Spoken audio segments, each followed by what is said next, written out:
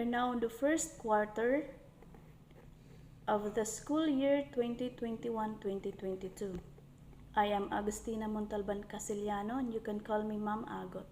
I'm your subject teacher for Introduction to the Philosophy of the Human Person.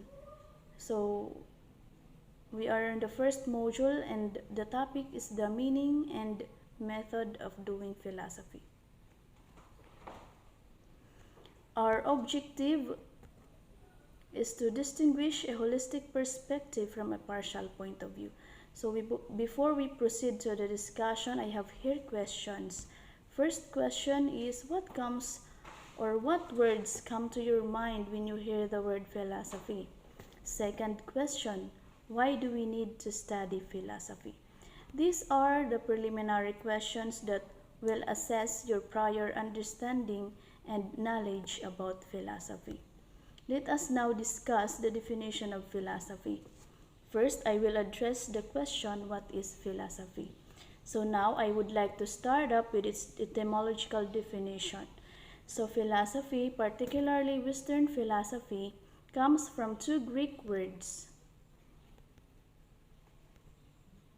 Philia, which means love, and Sophia, which means wisdom. Thus, etymological speaking, philosophy means the love of wisdom.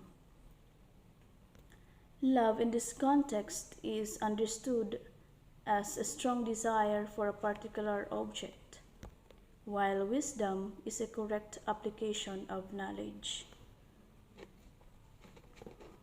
Thus, philosophy as the love of wisdom, at least in this context, could refer to the strong desire of the human person to possess knowledge and apply it correctly. So it is not a coincidence, therefore, that most philosophers in ancient world, particularly in Greece, India, and China, were sages or wise men. Think, for example, of Socrates, Gautama Buddha, Confucius, and Lao Tzu. Traditionally, however, philosophy is defined as the science that studies beings and their ultimate causes, reasons, and principles through the aid of human reason alone. So when we speak of being or beings in philosophy in this context, we mean all things that exist, material or immaterial. An example of beings are stones, trees, persons, cars, air, water, and the notions of God, soul, and spirits. All of these are beings, and if philosophy studies their ultimate causes, reasons, and principles through the aid of human reason alone.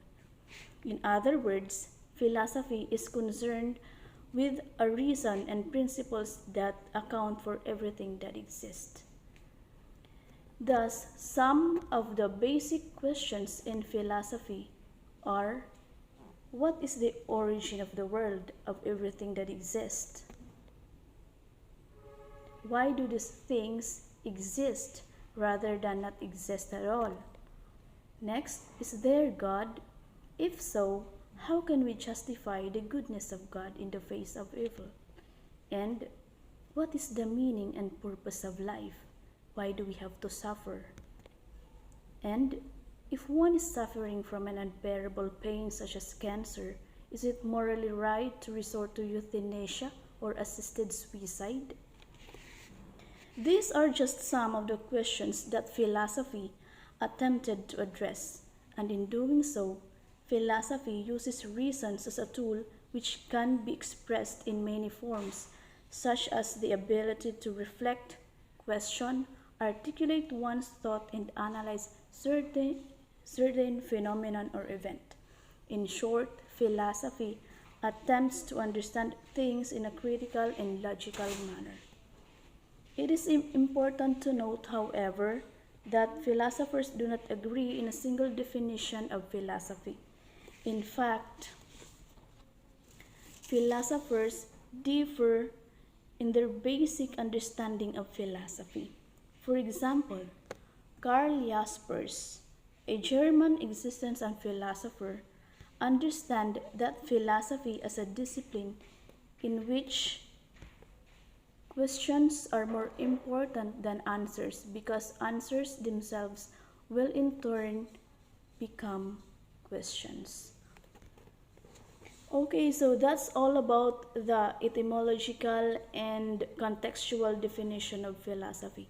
I hope you gain some understanding or knowledge in this video lesson or presentation, and you're able now to answer the questions stated in your module. So, thank you guys. Thank you everyone, and before I end, I would like to leave a message from Confucius that says, "A seed grows with no sound, but a tree falls with huge noise. Destruction has noise, but creation is quiet. This is power of silence, so grow silently." Okay, so thank you and God bless.